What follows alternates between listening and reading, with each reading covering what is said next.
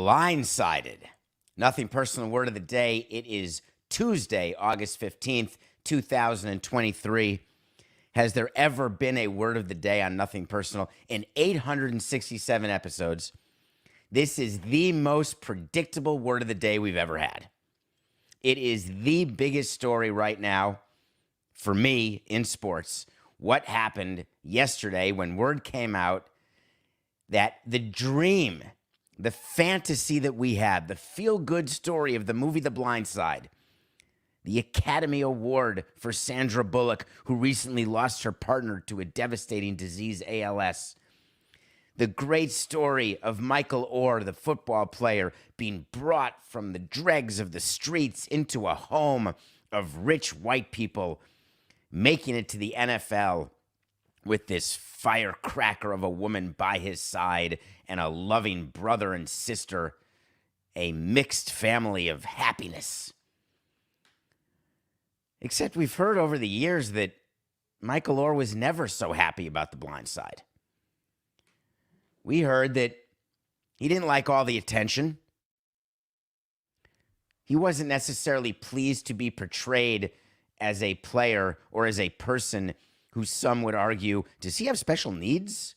Is there some sort of intellectual disability here? Seems a little slow. But it was a movie. That was the drama. That's what brought us in. So many times we watch movies and we want it to be real. The biggest example in my lifetime of a movie that we all watched and said, oh my God, I get it now. Oh no, it's not all true, was the Oliver Stone movie JFK. If you've never seen that or don't remember it, that's the movie that came out and we said, all right, no more discussion about Lee Harvey Oswald and whether or not he acted alone. We've got this cleared. Movies are based on true stories. That's the legal word that's used. This is based on a true story. Some of it happened, some of it didn't. And then in little letters, it gets absolutely blown over on the credits. Some scenes have been fictionalized or dramatized for the purpose of time or for the purpose of entertainment. But The Blindside, we said, no, this is all good. And how upset we were when Michael Oher said, well, that's not me. That's not really a good reflection of me. But we were okay living with that. But then yesterday, shattered. Michael Oher claims that he was never adopted by the Toohey family, that the entire premise of the movie was fake. And instead, he was Britney'd. When I read it, I couldn't believe it. Britney'd is a verb. Conservatorship, what her father did to her. She's now free. Query, should she be free? If she is free, is it helpful? How's she doing? How's her mental state? Another topic, another time. Conservatorships are a legal way of protecting people from themselves. Conservatorships are when a court decides that somebody needs to control somebody else's finances, or the skill and talent that they have that can be monetized will be squandered. Michael Oher is claiming in a lawsuit, he filed an actual petition in Tennessee, in probate court, saying, hey, the Tooheys never adopted me. And as a matter of fact, they tricked me into signing a document which gave them all power over my finances and over any money I could get. And wouldn't you know it, I signed away my life rights, and I didn't see one penny from The Blindside, and they've gotten rich. Talk about striking a nerve. This was full operation when your tweezers hits the side, the red nose goes off, and it doesn't stop. It gets jammed in the on position, and you can't get that noise to stop if you know you know. Because we couldn't stop talking about this story and reading about everything, and the family had no choice but to respond. In the absence of communication, The only voice would have been Michael Oher and his petition. And the family immediately convened their PR group, their people, their crisis management team, and said, okay, we need a 3-point plan, sort of like a 3-point stance in football. We need a 3-point plan. We got to get people talking. We're not going to have Leanne talk quite yet, but let's start with the dad, Sean. And then we got to get the son, because the son's a sympathetic character, is best friends with Michael, loves him. That part's true. Let's make sure we get it out there that, yes, it is true that it's a conservatorship, but the reason is that you can't adopt somebody 18 and older. Well, let's try something else. The reason is that he couldn't have gone to Ole Miss. Really? That's the best they want to come up with. How about a third one? We're already rich. We didn't get rich off the Blindside. Good one. Except that can be proven to be true or false. And there's already conflicting numbers out there about what the father is saying they've made, about what the son is saying they made. There is no conflict about what Michael Oher has made off the Blindside. Acknowledged that he didn't get any money. This is not a producer issue. There are people who have contacted me and said, wow, how would the producers let this happen?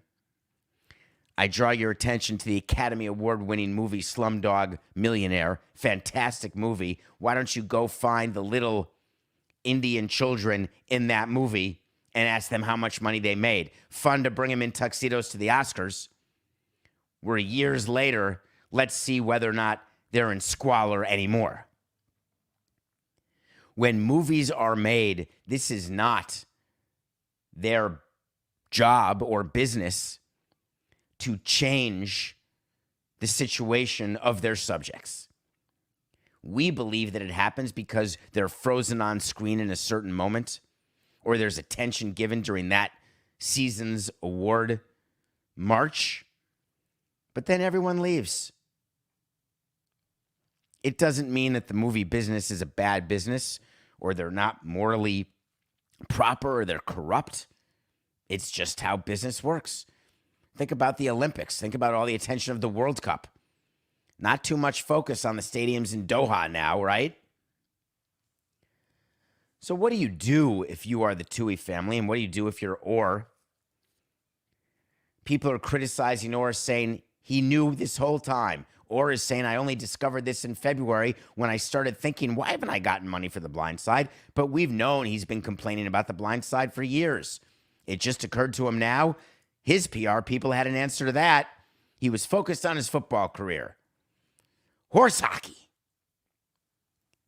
Everything going on in this story is true horse hockey. From every perspective. Where I am most angry, though, is at the Toohey family, because they watched this unfold. They do speaking engagements. They have ridden this Blindside fame for all that it's worth. Strung it out, continue to string it out, as would anybody in that position, knowing that it's a lie. Then I started thinking about Misha and the Wolves, the movie I saw where the woman claims to be a Holocaust survivor and was lying the whole time, claims to have escaped through a forest and become a wolf whisperer. Lies. But if you tell yourself something enough times, and I know, think about this. I know you have something like that. We all do. You tell yourself something enough times, and it becomes true. We are all part of the movie Big Fish. Each one of us in our lives has something which is based on truth, but is not entirely true. So while we can all be shocked and blindsided and upset about what's happening with Michael Oher and his adopted family, conservatorship, family,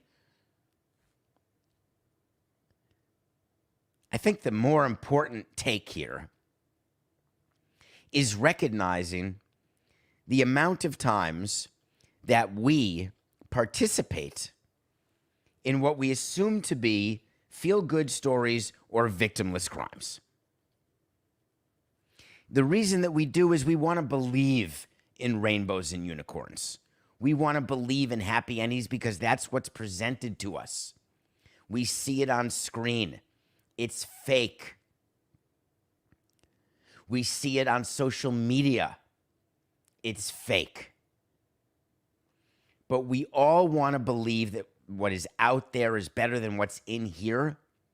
So it makes us look at things through rose-colored glasses. And then when we are reminded of the reality, blindsided by the reality, we are forced to recalibrate, and that makes us uncomfortable. The act of recalibration, by definition, makes you uncomfortable, which is why so many people choose not to do it. It's like travel. This story will go away, and we will watch another biography or autobiography. We'll watch another story about a great coach, a great player, an underdog story, and we'll get sucked right back in with reckless disregard toward the truth because we all want to believe. I'm not shaken by this story. I want to say that I'm not surprised either, but I was, because I'm like you. I wanted to believe that it was all true and that they loved each other and that they had Thanksgiving dinners together and that there was no nefarious behavior or thoughts and that it wasn't about money. Sean Toohey says, I'm rich. What do I need Michael's money for? Well, I think we know that rich people want to be richer. Plenty of rich people engage in activities to make themselves unjustly richer.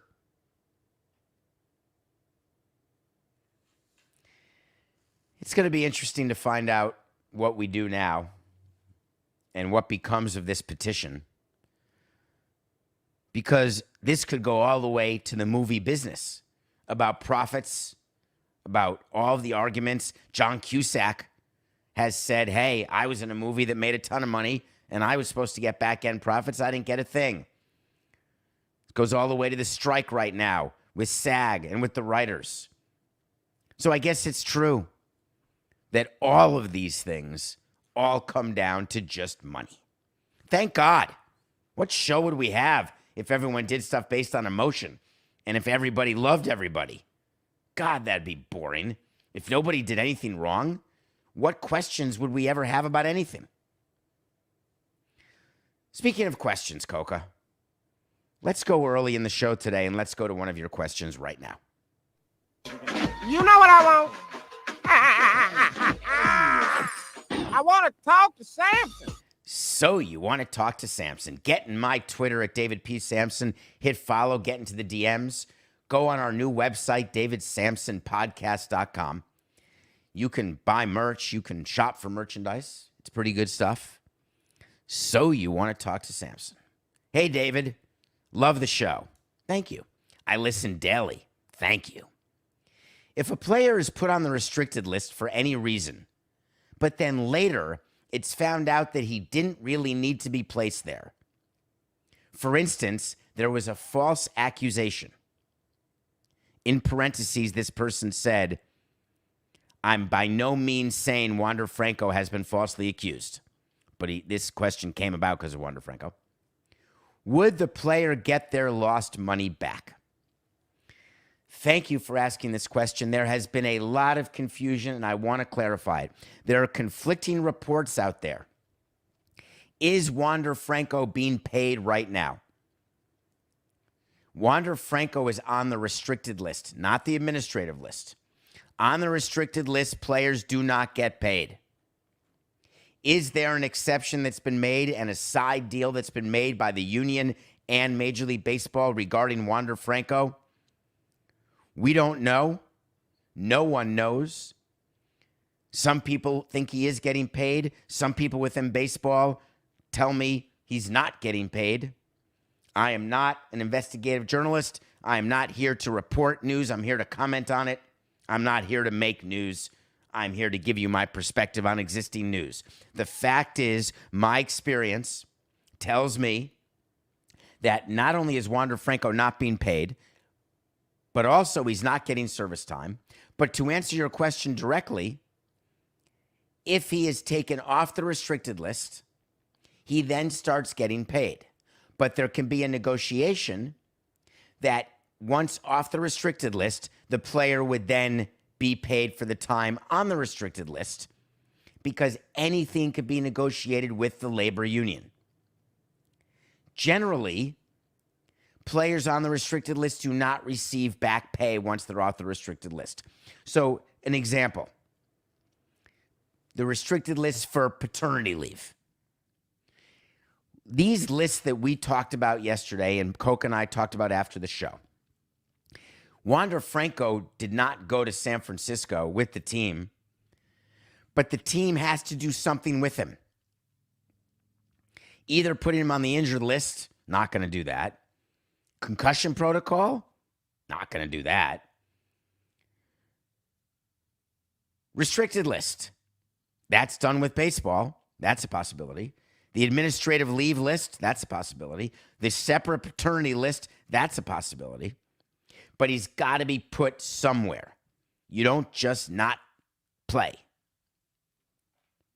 So Major League Baseball worked with the union, told the Rays that they were going to put him on this restricted list, but they've got to do the investigation because there are so many sides to the Wander Franco story.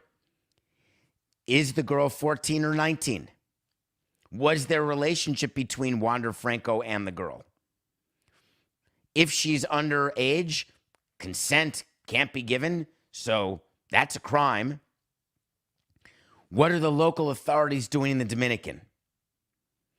Does baseball need to wait for the Dominican authorities to do their investigation, or can they complete their own investigation, interview their own witnesses without subpoena power, and then punish Franco the way that they punished Bauer when there were no criminal charges brought against Bauer? How do you get the union to agree to the punishment? Do the Rays want to terminate the contract that they've signed with Wander Franco, 11 years, $182 million? Do they want to terminate it for cause? Or do they want to just release him? From the Rays' standpoint, they want it to be a totally different Wander Franco who did it, or they want proof that this girl is over 18. They don't want this issue. Believe me, no one wants to be involved with any situation with a minor. Worse than domestic violence is how front offices view a sexual relationship with a minor. We don't get into the compare game. We don't get into what is the best of the worst or the worst of the best. But in front offices, you do have the discussion. I've had many discussions where I'm ranking behavior.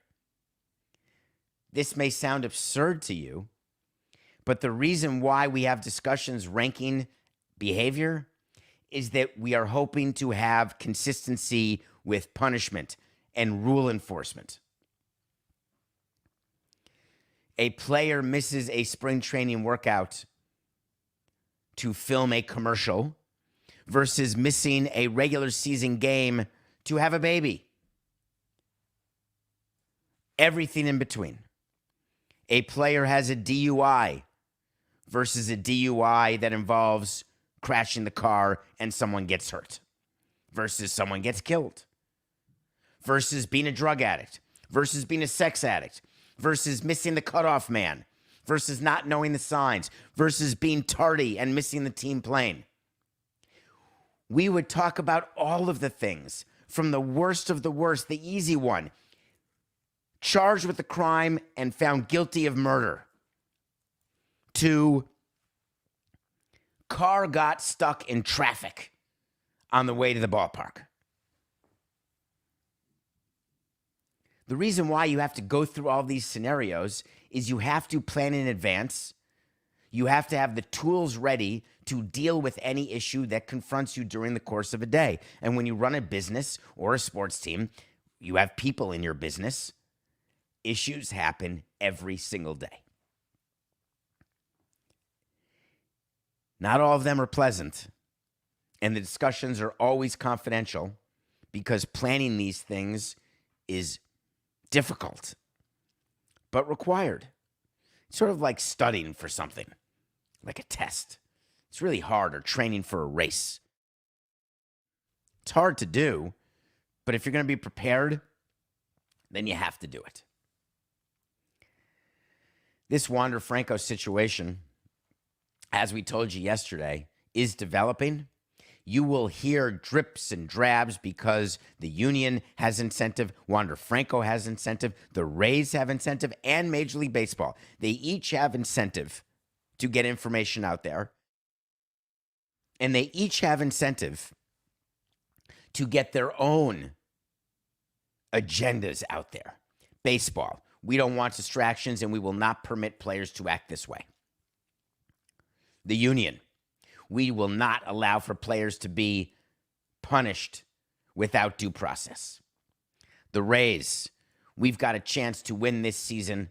We want to get rid of the distraction somehow, somewhere. Wander Franco, I don't want to lose $182 million. Everyone's got their own side. Everyone's got their own plan. Everyone's got their own PR plan, their own agenda. We will continue to follow this story because it's not done yet. All right, let's take a break. I watched a movie last night that I can't wait to tell you about because I want you all to watch it. And then we're going to get to Justin Verlander and some of the crazy stuff going on still in New York, both on and off the field. We'll be right back.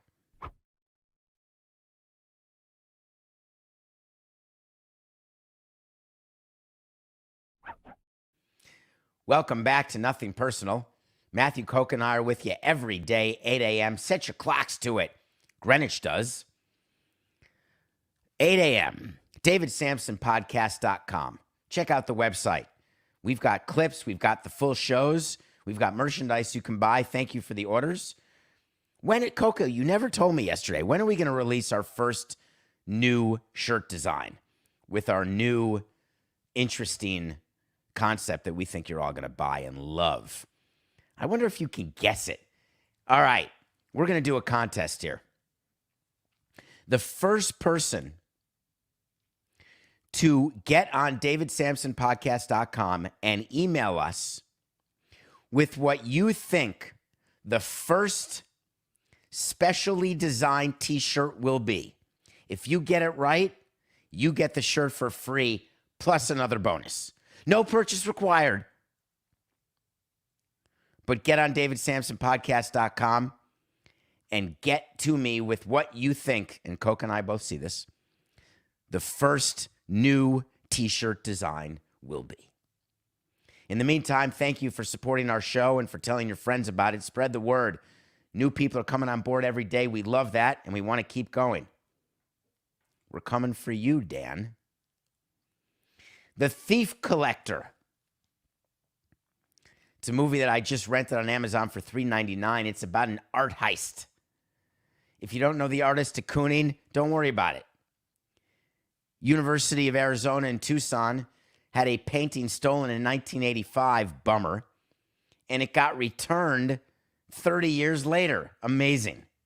Where was it? It was in somebody's bedroom. The Thief Collector is the story about the people whose bedroom this painting was in and how then it was discovered after they died, spoiler alert, and how there's still good people in the world and how there are still bad people in the world and how sometimes you can't tell the difference. That is the crazy part of not just The Thief Collector on Amazon, but of people in general. How disconcerting it is for a family to be blindsided when they have been surrounded by loved ones their whole lives, and then they find out that their loved ones were nothing as they pretended to be. It's sort of like the movie True Lies, since life can be lived through a movie. When you wake up and realize, wow, I've been married to a guy in the CIA? He never told me. What a jerk. Why don't I just join the CIA too? Can you imagine if your father or grandfather or aunt or uncle were a career criminal and you had no idea until after they died, and then you are confronted with the facts, and then you question everything? It's like the ultimate gaslight. The thief collector. It is well worth your time and money, and your time is worth more than the $3.99 for this 95-minute documentary. And for those who don't like when there are reenactments, trust me, you will love this. The Thief Collector. When we trade players and when we break up a team, we want to get the narrative out there as much as possible that we traded a turd or that the team wasn't going to win with the players who we had. So my line always was, it's not like we broke up the 27 Yankees. You can go back and Google it. I've used that line so many times. I love it. Our team never won 81 games with Stanton, Yelich, and Ozuna, which is hard to imagine. So when they were traded, although I didn't trade them, but when we did something to lower the payroll, whatever we did, hey, we never won 81 games. We're not the 27 Yankees. The Mets broke up their team by trading Scherzer and Verlander. Scherzer, who, by the way, went 7 shutout innings last night. The Los Angeles Angels of Anaheim are really in trouble. They're done. DONE. They tried. Good for them. Scherzer pitches a great game for the Rangers. Verlander has been pitching well for the Astros. Astros and Rangers are still duking it out in the AL West. Both will make the playoffs for sure. Justin Verlander, out the door, has been nothing but positive.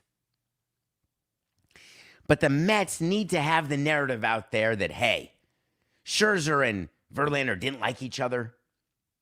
Then they wanted out there that Verlander was actually a diva, so we had to trade him. We were better off trading him. Why?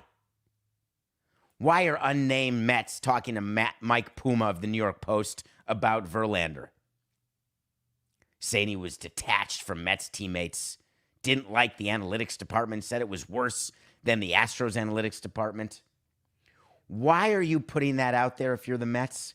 Because they need their fans to believe that they know what they're doing, that their plan is the right plan.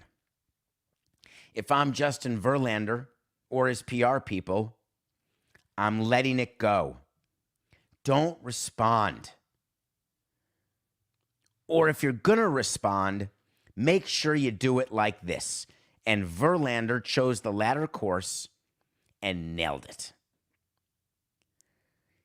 He released a statement. I want to say that I have nothing but respect for the Mets organization, and I enjoyed connecting with all of my teammates this season, new and old. It truly was a wonderful group of people. That being said, we all know the success of a team is made up of more than just the players on the field. Everyone's input is valuable.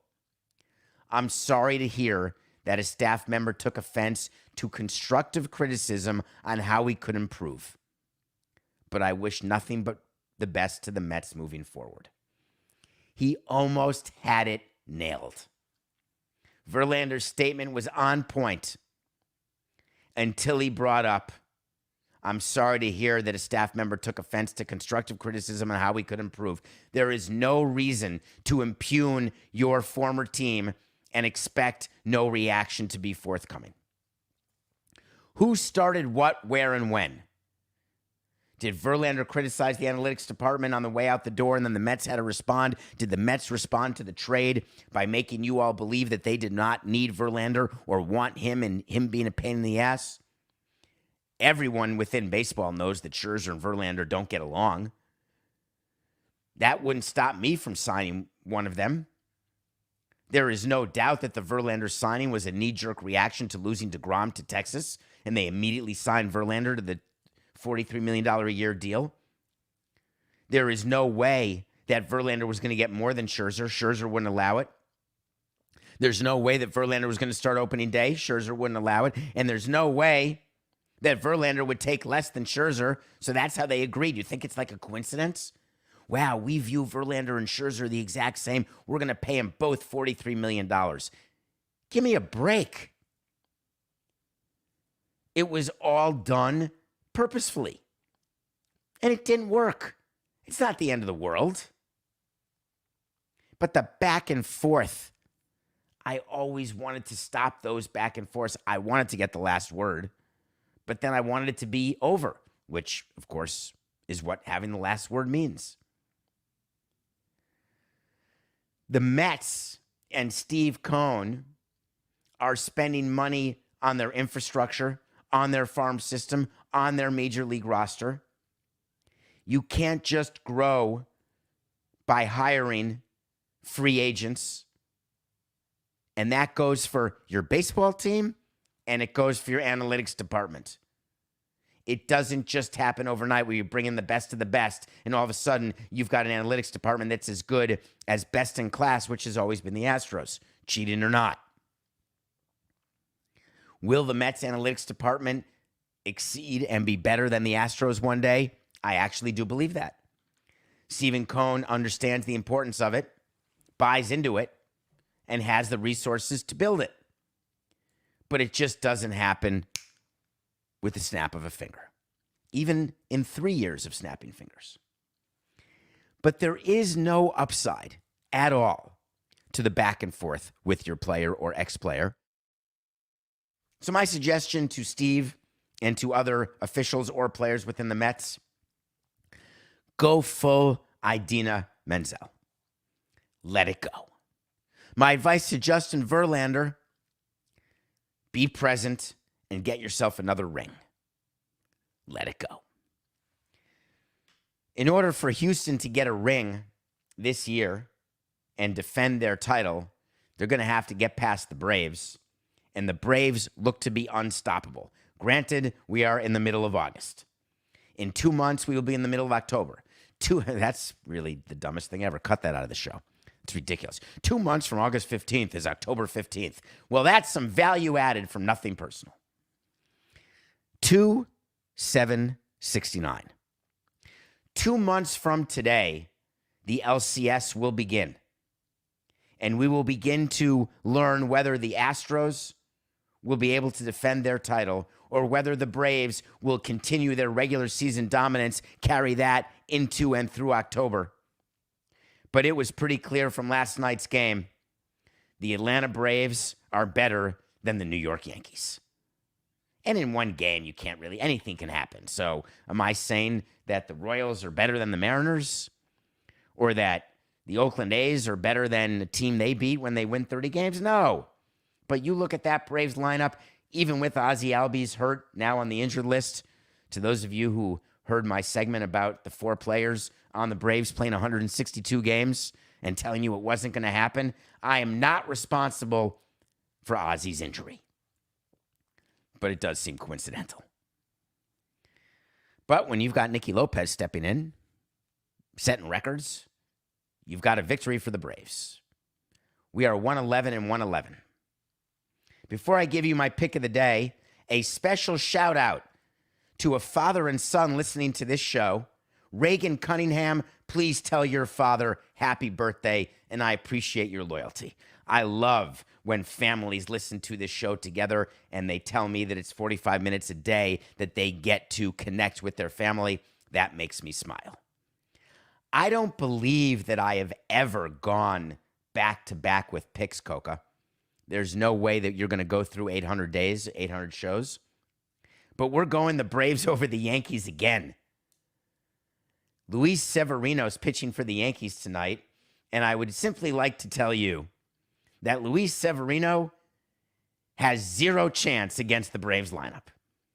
They're starting him because how many openers can you have if you're the Yankees? I think they went 3 straight games with openers recently. The New York Yankees. Now, they've got injuries, of course, but sheesh. You need starting pitching depth, Brian. You know that. I'm going to give you an official wait to see right now. Wait to see is when we tell you something's going to happen, and we'll revisit it either way. And this will be a quickie. Severino will not start another game for the Yankees this year after tonight. I predict that Severino is going to get shelled by the Braves offense, which is the best offense I've ever seen. And the Yankees are going to look at Severino, who gives up 12 to 19 runs per inning, and they're going to say, Uncle. They're going to wave the checkered hanky and say, we cannot start him again this year. Wait to see. All right, let's talk a little soccer. Lionel Messi has a big game tonight. They're playing the Leagues Cup semifinals in Philadelphia against the Philadelphia Union. I was struck by a couple things that are going on with Messi and his entree into Major League Soccer. Number one, he's the best player in the league. Number two, it's not like Beckham, who came into the Galaxy at the end of his career. Messi is still good. I love Le Batard's line. He's playing with a bunch of plumbers. That obviously is not being very charitable toward the other professional soccer players. That said, Messi does look like a man among boys. Miami has not lost a game since Messi started. Money is pouring in, supposedly, to Inter Miami. 2 teams that are hosting Inter Miami. But of course, we then look at the resale market and realize that people are buying these tickets to sell them, trying to figure out how to make money off Messi. Everybody's trying to make money off Messi. Is it working? Are team finances truly that changed, impacted by Messi's arrival? Do we know for sure that Apple is getting so many more subscribers, that MLS is able to monetize that in a way that they didn't before Messi? You can announce all the documentaries you want. You can announce sold-out games. You can announce ticket demand like nobody's business. You can say, my team's now worth over $1 billion. You can say that my revenues are going to double, but show me the money.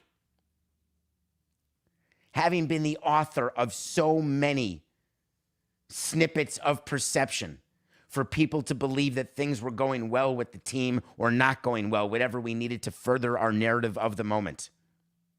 Major League Soccer must further the narrative that Messi's arrival has lifted all tides, all ships with the tide. All franchise values are up. All teams are increasing their revenue.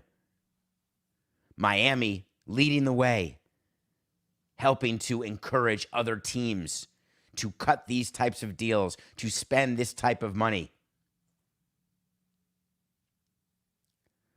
It is not proof when you say something's happened that it's actually happened. There has to be a transaction. Having the Philadelphia Union head coach, Jim Curtin, plead with the public not to resell tickets to tonight's game, to make sure they have a home crowd. We've seen that. Teams only selling tickets to games who live in a certain zip code, trying to keep the home court advantage, home field advantage. It's poppycock. Both in that people aren't going to listen to that, and also that it actually increases the revenue of the team. It's the resale market. The team already got their price for their ticket. I'm fascinated by what's going to happen going forward.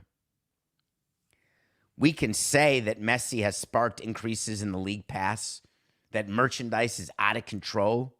Social media is growing. Inter Miami kept promoting. We have more followers than every other team combined. Well, here's a question. So what? What are you doing with that?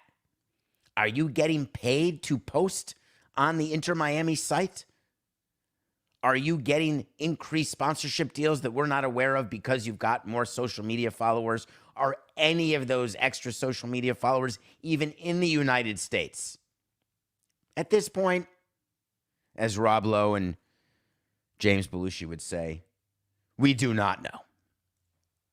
That's a call out to a great old movie called About Last Night. I love the business discussion of Messi, but I love the fact that we actually don't know. But we will, just not today. There are certain things that we do know today, and I end the show with 4 minutes, a conversation about Neymar. Neymar, we don't need to go through the whole story because if you don't know, then read about it. He's playing in Saudi Arabia. He's getting about $100 million a year. His team PSG got about $98 million or euros as a transfer fee. And then it came out yesterday that in addition to the huge contract that Saudi Arabia gave him, his contract includes the following perks. Get ready for jealousy. 1, a huge house with a staff. That's cool. I get that. 2, a private plane at his disposal. Hey, I want to go to Vegas. No problem. Hey, I want to go to Miami. Done. Hey, I want to go to Qatar. Well, not quite done. Private plane at his disposal. Pretty good. How about this? 80,000 euros for every team win. Hell yeah. Rich people like extra money. He would want that. That's a great bonus. 80,000 euros anytime Al Hilal win a game. Done. And then I saw the following perk bonus in his contract. 500,000 euro for every post or story that he puts on his social media account. But it can't be a story about going to the beach with your kids. It can't be a story about where you're having dinner. If you want the 500,000 euros, guess what? It has to be a post that promotes Saudi Arabia. Oh my God, I'm disgusted. Sports washing at its finest. It's not enough that we're getting all the players and we've got all the money. Now we're going to start some bribing. Because it doesn't matter that Neymar makes 100 million euro in his contract. When you can get €500,000 for a post, you go through and say, well, I've got the following expenses. I really want to buy that car. I really want to do this. I want to buy this business. I want to, instead of becoming a millionaire, I want to be a billionaire. Everybody wants more. That's nature. You think Hamilton invented the concept of never being satisfied? And to make it so blatant. Now, it is true that Neymar has 212 million followers on Instagram. Can you imagine if Saudi Arabia contacted LeBron James and said, listen, you've got 157 million followers. We want to give you $420,000 every time you post anything that promotes Saudi Arabia and how great it is and how much fun you're having and how everyone's got to visit. LeBron James would tell them to pound sand. Every U.S. athlete would tell them to pound sand. But they're trying. What happens if the minority investor in the Washington Wizards goes to a Washington Wizard player and says, listen, we're going to try to get around the salary cap. We're going to do a personal services deal with you. But it's promoting Saudi Arabia. You're allowed to do that. You think that would be kosher? You think any player would do it? The answer's been no so far, but those no's are turning into yeses. Because when Saudi Arabia can throw money around the way it is now, it gets harder and harder for everyone to turn it down. Everyone's got a price. 500,000 euros? Hi, I'm Neymar, and I got to tell you, I am really enjoying my time in Saudi Arabia. Come watch our team play. Excuse me, I'll take €500,000 because it's just business. Sorry to all the families impacted by all the crime. It's nothing personal.